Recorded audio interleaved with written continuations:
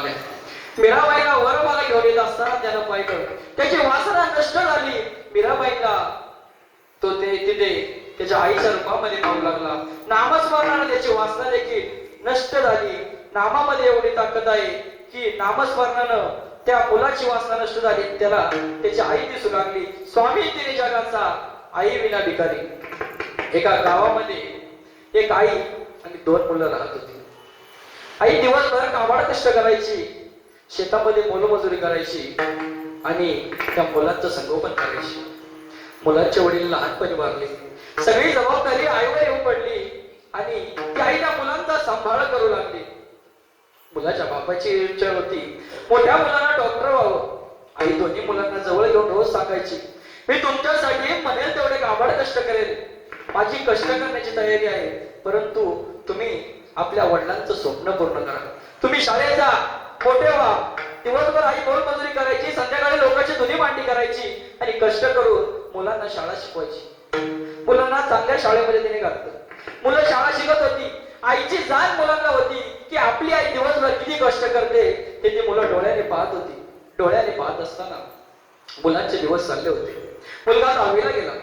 आईने सांगितलं, बाळा आता दुसरं काही लक्ष द्यायचं नाही, चांगल्या मार्गाने पास झाला ना तर तुझ्या वडिलांचं स्वप्न होतं ना तू डॉक्टर व्हावं म्हणून, मी जीवाचं रान करीन, मला कितीही कष्ट करावे लागले तरी मी मागे हटणार नाही, परंतु तुमचं शिक्षण मी पूर्ण करेल. तुम्हाला कोणत्याही गोष्टीची कमतरता मी पडून देणार नाही, परंतु तुम्ही चांगली शाळा शिकले पाहिजे. मुलं देखील आईचं अगदी आज्ञाधारकाप्रमाणे ऐकत होते. 10वीला मुलगा पास होतो. मुलगा 91% पास होतो. आईच्या डोळ्यातून आनंद असून निघतात. संपूर्ण गाव मुलांचं कौतुक करू लागतं. मुलांचं कौतुक चालू असताना मुलांना 11वी साठी प्रवेश घ्यायचा असतो आणि मुलगा आईला सांगतो, आई मला आता 25,000 रुपयांची गरज आहे, त्यासाठी मला तू पैशाची व्यवस्था कर. आईला कळेना. दिवसभर आई मोलमजुरी करायची, कशा पैसे तिला 100-150 रुपये मिळायचे. त्याच्यामध्ये मुलांचं शिक्षण, मुलांचं राहणं खाणं, कपडे, कधी स्वतःसाठी एक साडी तिने कोणत्या सणासाठी घेतली नाही, पण मुलांसाठी नवीन कपडे घ्यायची. आईला समजेना काय करावं. आईकडे जुन्या पाटल्या होत्या. आईने पाटल्या घेतल्या आणि गावात जाऊन सोनाराकडे मोडल्या. मोडल्यानंतर पाटल्याचे पैसे आले आणि मुलाच्या हातामध्ये 25,000 रुपये टिकवले. मुलगा कॉलेजात गेला. 11वी झाली, 12वी झाली. 12वीला गेला, चांगल्या मार्काने पास झाला. आईला देखील आनंद झाला, माझ्या पाटल्या गेला पण माझ्या बाळाला चांगले टक्के पडले, माझा बाळ पुढे जाऊन बापाचं नाव कमवेल. बापाची इच्छा होती ना तू डॉक्टर व्हावं, मग तू डॉक्टर व्हायचं, त्याच्यासाठी मला काही जरी करावं लागलं ना तरी मी करीन. मुलगा 12वीला 89% पास होतो आणि पुन्हा इकडे जातो. आई आता जिल्ह्याच्या ठिकाणी कॉलेजला जावं लागेल, मला आता 50,000 रुपयांची गरज आहे. 50,000 रुपयांची गरज म्हटल्यानंतर आईला पुन्हा दास्ती भरते. आई सांगते, बाळा काळजी करू नको, मी तुला पैसा आणून देईन. आईकडे काही सोन्याचे मणी असतात आणि तुटकं मंगळसूत्र असतं. आई मंगळसूत्र आणि तुटके मणी गहाण ठेवते आणि मुलाला 50,000 रुपये आणून देते. 50,000 रुपये आणून दिल्यानंतर मुलगा पैसे घेतो, जिल्ह्याच्या ठिकाणी कॉलेजात जातो. मुलाला आता आईची माया थोडीशी कमी पडू लागली. आईविषयी माया कमी झाली मुलाची आणि मुलगा 13वी 14वी 15वी तिथं शिक्षण घेतो. 15वीला पुन्हा फर्स्ट क्लास पास होतो आणि आईकडे येतो, आई मला फर्स्ट क्लास मी पास झालो, आता मला आई शाबासकीची थाप देईल. आई शाबासकीची थाप देते. आईला सांगतो, आई बाबांची इच्छा व्हावी ती ना म्हणून मी डॉक्टर व्हावं, मग आता मला डॉक्टर केला ऍडमिशन घ्यायचंय आणि डॉक्टर केला ऍडमिशन घेण्यासाठी मला 1.5 लाख रुपयांची गरज आहे. मुलाचे वाक्य कानाला पडतं, आईच्या पायाखालची जमीन सरकते आणि आईला कळेल आता काय करावं. ते रात्रभर विचार करते. रात्रभर विचार केल्यानंतर सकाळी मुलाला सांगते, बाळा तू कॉलेजला जायची तयारी कर, तुझी पैशांची व्यवस्था मी करते. आई जिल्ह्याच्या ठिकाणी डॉक्टरांकडे जाते, स्वतःची किडनी घाण ठेवते आणि 1.5 लाख रुपये घेऊन येते. 1.5 लाख रुपये घेऊन आल्यानंतर मुलाच्या हाती टिकवते, मुलाकडे देते. मुलगा डॉक्टरकीला जातो. मुलगा 4-5 वर्ष डॉक्टरकीचं शिक्षण घेतो. आई मोलमजुरी करायची, पडल ते काम करत होती. आईने रात्रीचा दिवस केला आणि मुलाला पैसे पोचवले. 5 वर्ष झाल्यानंतर मुलाचं शिक्षण पूर्ण झालं आणि कॉलेज तर्फे मुलाला अमेरिकेमध्ये पाठवण्यात आलं. मुलगा डॉक्टर झाला, अमेरिकेला गेला. अमेरिकेला गेल्यानंतर एक किडनी दान केलेली आई अंथरुणावर पडली. अंथरुणावर पडली, शेवटच्या घटका मोजत होती. घटका मोजत असताना तिने लहान मुलाला सांगितलं की बाळा जा, दादाला फोन कर, दादाला सांग की आई आथरुणावर पडली रे दादा, आई मरणाच्या वाटेवर आहे दादा, मरणाच्या वाटेवर आहे. तो ना कामावर असला ना, अरे घरी न जाता इकडे येईल रे, त्याचं फार प्रेम आहे माझ्यावर, त्याला देखील आठवण येत असेल, परंतु लांब गेल्यामुळे त्याला फोन करता येत नाही रे. तू त्याला सांग आई मरणाच्या वाटेवर आहे, तो लगेच येईल. अरे जेवत असेल ना तर हात धुण्यासाठी तर येईल रे, त्याला तू फक्त निरोप दे. लहान भाऊ मोठ्या आकांतानं मोठ्या भावाला फोन करण्यासाठी जातो. मोठ्या भावाला फोन करतो, दादा अरे आपली आई अंथरुणावर पडली रे दादा, आपली आई अंथरुणावर पडली आणि ती शेवटचे घट्ट मोजतीये, ती पाणी सुद्धा घेत नाही, तिच्या तोंडामध्ये सतत तुझं नाव आहे, ती आता मरणाच्या वाटेवर आहे, तिला भेटण्यासाठी दादा एकदा येऊन जा, दादा तिला भेटण्यासाठी एकदा येऊन जा. तिकडून मोठा भाऊ म्हणतो, मला इकडे खाण्यासाठी सुद्धा वेळ नाही, त्यामुळे मी आईला भेटायला काही येऊ शकत नाही. आई मरणाच्या वाटेवर आहे ना, अरे मग मी आई मेल्यावर मला यावंच लागेल ना, मग असं करतो आई मेल्यावरच मी येतो, तोपर्यंत तू आईला सांभाळ.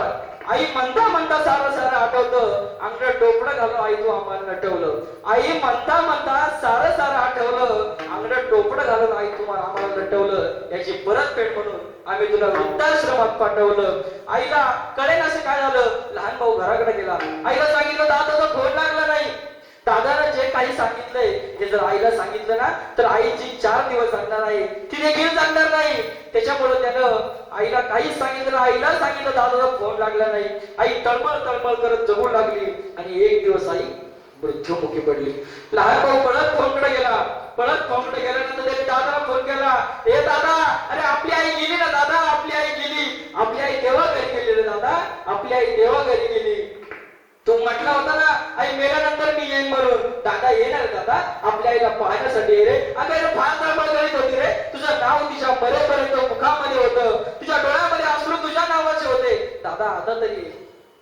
तिकडून दादा म्हणतो की आता मी आलेलं आई काही जिवंत होणार आहे का, तू असं कर आईच्या अंत्ययात्रेची शूटिंग काढून ठेव, मी ज्यावेळी भारतामध्ये येईल ना त्यावेळी पहिल्यांदा आईच्या अंत्ययात्रे शूटिंग पाहिजे आणि मग बाकीची कामं करेल. जिनं गुगऱ्या आटल्या, जिनं पाटल्या मोडल्या, जिनं गुगऱ्या आटल्या, जिनं पाटल्या मोडल्या, माझ्या आईला पाहुणं चांदण्या नभात हसल्या, माझ्या आईला पाहुणं चांदण्या नभात हसल्या. ती आई म्हणू लागते, जिवंतपणी कधी पुसले नाही, आता कशाला म्हणतोस आई,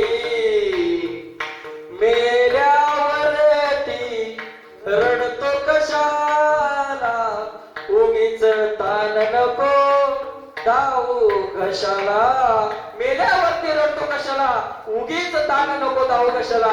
स्वामी तिने जगाचा आई आणि आईला भिकारी, आईचं पाणी कधी माणूस फेडू शकत नाही, पण आई वडिलांची सेवा घडली पाहिजे. विठ्ठल विठ्ठल.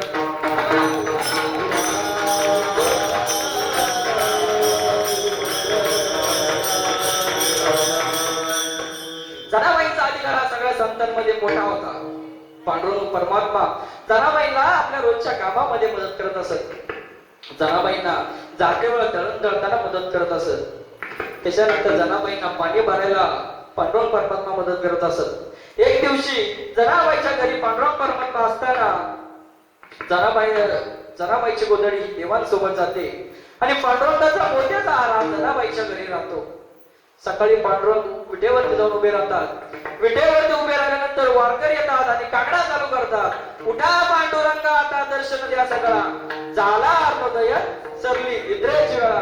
काकडा चालू केल्यानंतर ते पाहतात की पांडुरंगाच्या गळ्यामध्ये मोत्यांचा हार नाही, एक फाटकी गोधडी इथे आहे. पण फाटकी गोधडीवरून जनाईंचा शोध घेण्यात येतो आणि देवाचा मोत्याचा हार जनाईंच्या घरामध्ये सापडतो. जनाबाईवर चोरीचा हार घेण्यात येतो आणि जनाबाईला सोळावर देण्यात ठरवलं. जनाबाईवर सोळावर देण्यात तितक्या सोळाचं देखील पाणी होतं. माझी जनाई 24 तासात जरी गावामध्ये असली परंतु तिच्या मुखामध्ये परमेश्वराचं नाम होतं, त्याच्यामुळे सोळाचं देखील पाणी झालं. पूर्वीच्या काळी स्त्रियांना तळायला लागायचं, उकळायला लागायचं, काढायला लागायचं, म्हणून तळताना आणि काढताना परमेश्वराचं नाव घेतलं पाहिजे हे जनाबाई शेवटच्या चरणामध्ये सांगतात. नामधारणी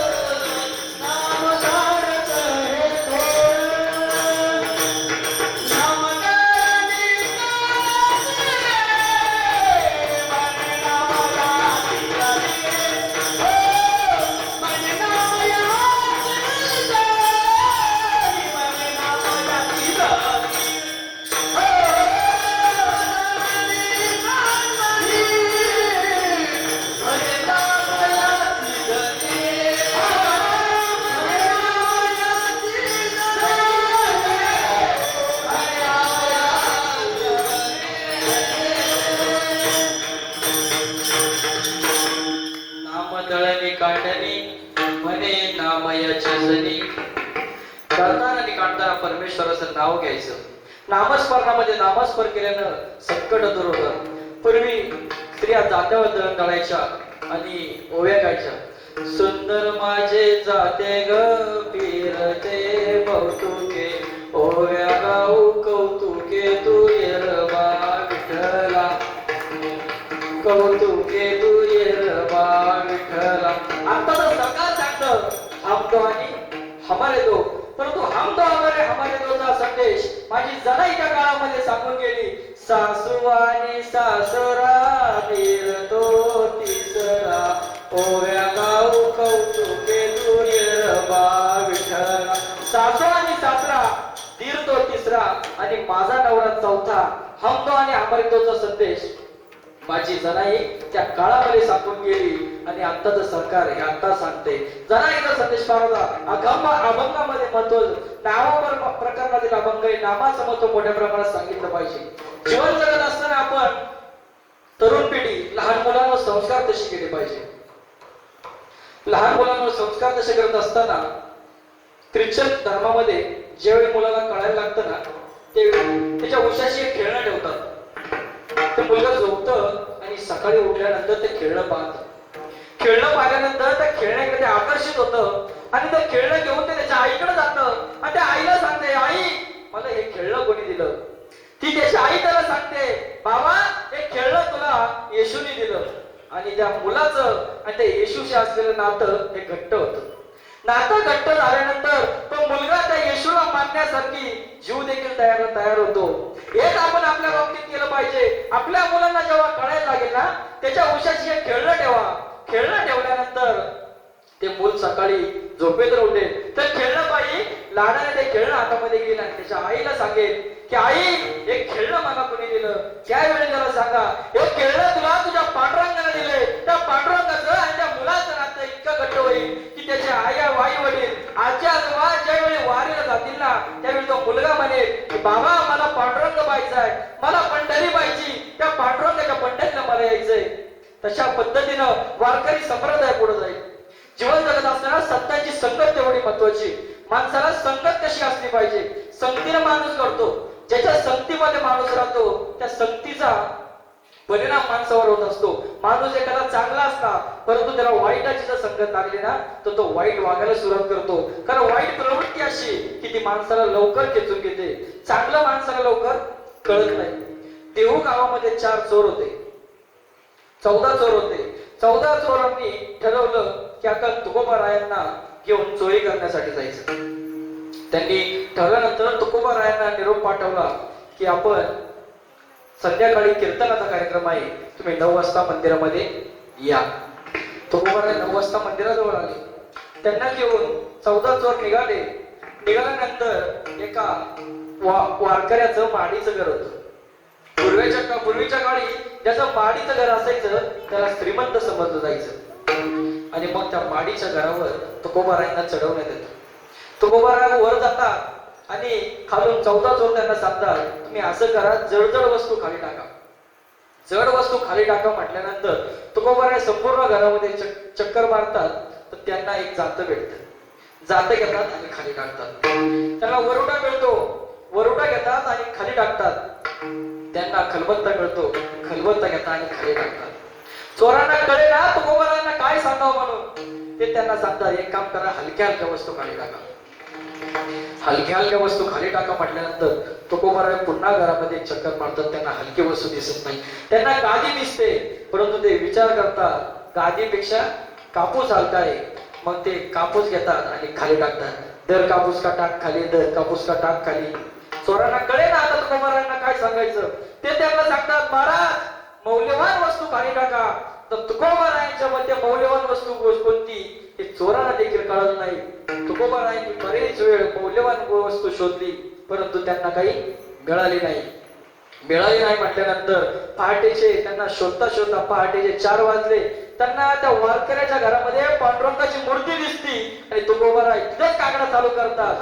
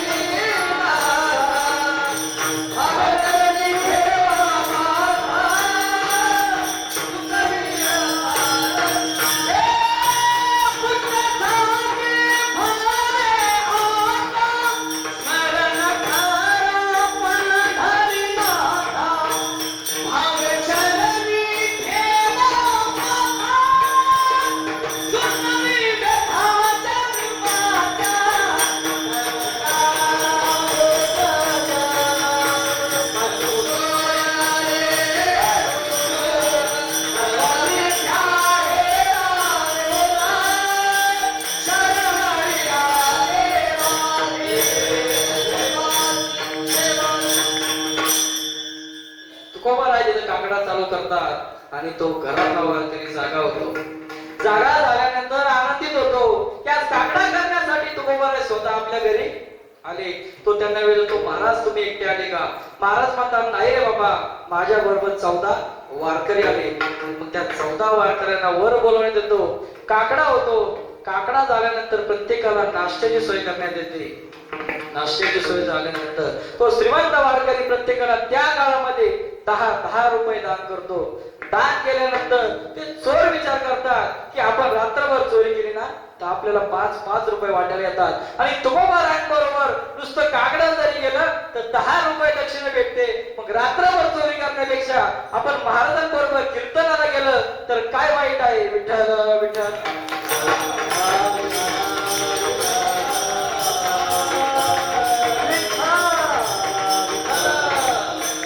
संतांची संगत माणसाला घडली पाहिजे. संत संगतीने माणूस घडतो. तसं संतांचा अपमान आपण कधी करू नये. संतांची सेवा ही केली पाहिजे. संतांची सेवा आपल्या हातून घडली पाहिजे. संतांना अन्नदान घडलं पाहिजे. एका गावामध्ये नगरशेठ होता. नगरशेठ स्नाना करता नदीवर गेला. नदीवर गेला असता तिथं महात्मे होते. महात्म्यांनी नगरशेठला नमस्कार घातला. नमस्कार नगरशेठ.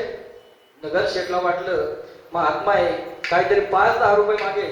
नगरशेठने दुर्लक्ष केलं. पुन्हा महात्म्याला वाटलं नगरशेठचं लक्ष नाही. पुन्हा महात्म्याने नमस्कार घेतला. नमस्कार नगरशेठ. नगरशेठची 1 नाही 2 नाही. नगरशेठने महात्म्याकडे लक्ष दिलं नाही. महात्म्याकडे लक्ष न देता नगरशेठ पुढे चालू लागले. महात्म्याला वाटलं नगरशेठला वयानं ऐकायला थोडस कमी आलं असेल, ऐकायला कमी झालं असेल. महात्मे नगरशेठ जवळ गेले आणि नगरशेठला म्हणाले, नमस्कार नगरशेठ. नगरशेठ काही बोलले नाही. रागाने पाहिलं आणि पुढे निघाले आणि त्याला बाजूला सर म्हणाले. महात्म्याच्या डोक्यामध्ये लक्षात आलं की नगरशेठला आता आपण अद्दल घडवली पाहिजे. महात्मे नगरशेठचं रूप घेतात आणि नगरशेठच्या घरी जातात. महात्म्याने नगरशेठचं रूप घेतलं. नगरशेठच्या घरी चालू लागले आणि गेटवरच्या पहारेकराला सांगितलं की माझं रूप घेऊन एक माणूस गावामध्ये नगरशेठ म्हणून फिरतोय, त्याला तू काही झालं तर आतमध्ये येऊन देऊ नको. आणि पहारेकरी म्हटला, मालक मी तुमचं आतापर्यंत खाल्लंय, तुमच्या शब्दाच्या बाहेर मी कोणतेही काम करणार नाही. नगरशेठ आतमध्ये जातात.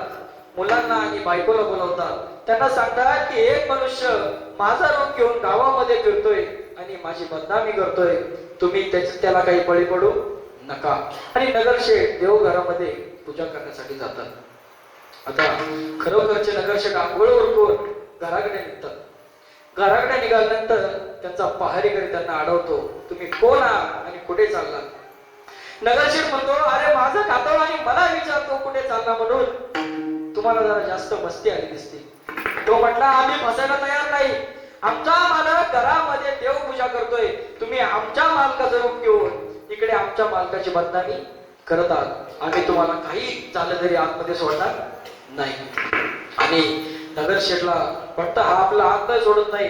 तो मुलांना आवाज देतो, अरे बघा आपला पहारेकरी आम्हाला आतमध्ये सोडत नाही, हे फार बाजले, यांच्याकडे बघितलं पाहिजे.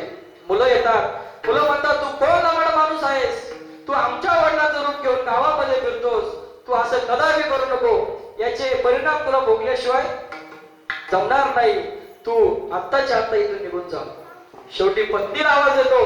पत्नीला म्हणतो, अगं तू माझी धर्मपत्नी आहेस, माझी अर्धांगिनी आहेस, अगं तू तरी मला ओळखलं नाहीस का? तू तरी मला घरामध्ये घे. ती म्हटली, माझे पती देवघरामध्ये देवपूजा करतायत, मी कोणाची फसायला तयार नाही. शेवटी नगरशेठ वैतागतो आणि राजाकडे जातो. राजाला सांगतो की एक मनुष्य माझं रूप घेऊन माझ्या घरामध्ये घुसलाय आणि माझ्या घरातले मलाच घरामध्ये घेत नाही. राजा प्रधानाला विचारतो, आता काय केलं पाहिजे खरा नगरशेठ ओळखण्यासाठी? प्रधान म्हणतो, दोन्ही नगरशेठला बोलून घ्या. एक नगरशेठ तिथंच असतो आणि महात्मा झालेला नगरशेठ घरामध्ये असतो. त्याला राजा निरोप पाठवतो. राजाचा निरोप जातो, नगरशेठ तुम्हाला राजाने बोलवले. महात्मा झालेला नगरशेठ कासच्या घोडागाडीमध्ये राजाच्या दरबारीमध्ये येतो आणि प्रधान त्यांना विचारतो की मागच्या आठवड्यात झालेला जमा खर्च जो कोणी अचूक सांगेल तो खरा नगरशेठ. आता खऱ्या नगरशेठ शेठला एवढा लहान सहान जमा खर्च सांगता आला नाही, पण महात्म्यांनी दैवी शक्तीनं जो काही जमा खर्च होता तो एकदम उत्तम प्रकारे सांगितला. उत्तम प्रकारे सांगितल्यानंतर त्या महात्मा नगर शेठला पुन्हा हवेलीमध्ये पाठवण्यात येतं आणि या नगर शेठला राजाच्या दरबारातून खोटा नगर शेठ म्हणून हाकलवण्यात येतं. नगर शेठला असं वाटतं की आता आपल्याकडे आत्महत्या केल्याशिवाय पर्याय नाही, आता आपलं कोणी ऐकायला तयार नाही, म्हणून पुन्हा नदीवर जातात.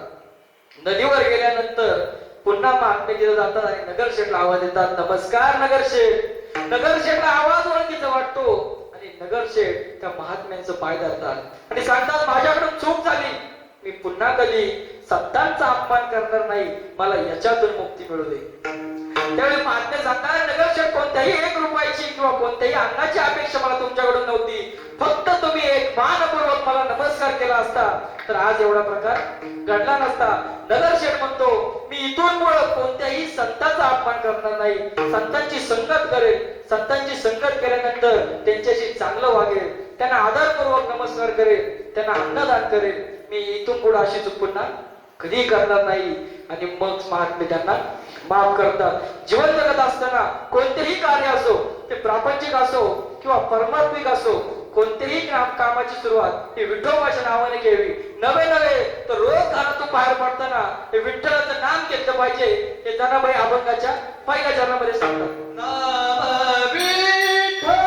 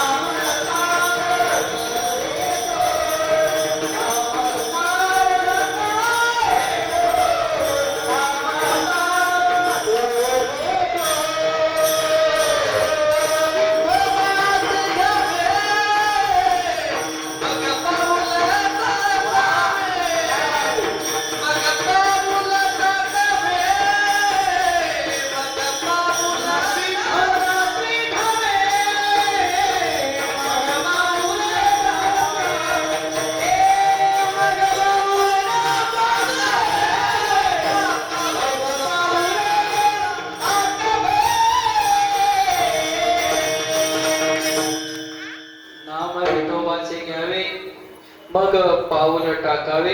परमेश्वराचं नाम घेतल्याशिवाय कोणतेही कार्य पार करू नये. नवे तर घरातून बाहेर पडताना आपण परमेश्वराचं नाव घेतलं पाहिजे. त्याच्या मनाला शांती मिळते आणि कोणतेही दुःख आपल्या जवळ येऊ शकत नाही. परीस भागवत नावाचा एक प्रश्न होता. परीस भागवत रुक्माई देवीची सेवा करायचा. रुक्माई देवीची सेवा करत असताना तो नित्यनेमाने रुक्माई देवीची सेवा करायचा.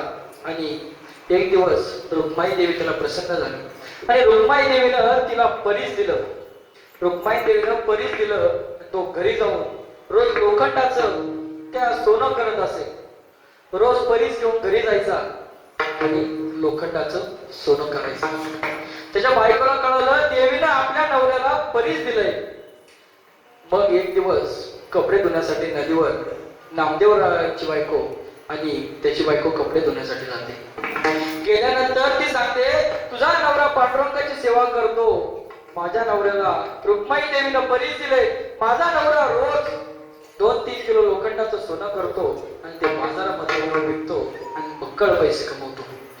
नामदेवरांच्या बायकोला वाटतं आपला नवरा चिंतनामध्ये नामामध्ये दिवसभर बुडवलेला आहे, आपल्याला 2 वेळा अन्न खायची पंचायत आहे, आपल्या नवऱ्याला आतापर्यंत देवानं काही दिलं नाही. मग ती मैत्रीण तिची तिला म्हणते की मी गपचूप चोरून परी सांगते आणि तुला देते, तू काय कर ते नामदेवरायांना दे, ते देखील लोखंडाचं सोनं करतील आणि तुमची देखील परिस्थिती हळूहळू सुधारेल. आणि मग ती दुसऱ्या दिवशी येताना एक परीस घेऊन येते. परीस घेऊन आल्यानंतर नामदेवरांच्या बायकोला देते आणि सांगते की हे 2-3 दिवस तुम्ही लोखंडाचं सोनं करा आणि तुमचं काम झालं का मला परत आणून द्या. जर माझ्या नवऱ्यानं अचानक मागितलं त्याला जर कळालं तर माझं काही करत नाही. आणि मग नामदेवरायांची बायको ते परीस घेऊन घरी जाते. नामदेवरायांना सांगते, रुक्माई देवीनं परीस भागवताला हे परीस दिलंय, त्याने लोखंडाचं सोनं केलंय, ती माझी जवळची मैत्रीण म्हणून तिने मला आणून दिलं, तुम्हाला आजपर्यंत तुमच्या देवाला काही दिलं नाही, आता याच तरी या लोखंडाचं सोनं करा, याने तरी आपली परिस्थिती सुधारेल. नामदेवराव ते परीस घेतात आणि ते चंद्रभागेत टाकून देतात. टाकून दिल्यानंतर ती आता संतापते, तिला वाटतं तिला काय द्यायचं आता, तिने जर आपल्याकडे परीस पुन्हा मागितलं तर आपण काय देणार. 2-3 दिवसाचा कालावधी निघून जातो. 2-3 दिवसाचा कालावधी गेल्यानं ती पुन्हा म्हणते की माझा नवरा माझ्याकडे परीस मागत होता, तू ते परीस मला परत दे. तर ती सांगते, अगं आमच्या यांनी ते परीस चंद्रभागेमध्ये टाकून दिलं. टाकून दिल्यानंतर ती झालेली घटना घरी जाऊन आपल्या नवऱ्याला सांगते. तो नवरा म्हणतो, तो नामाने ना त्या नामाने घरातच परीस लपून ठेवला आहे, तो लोखंडाचं सोनं करील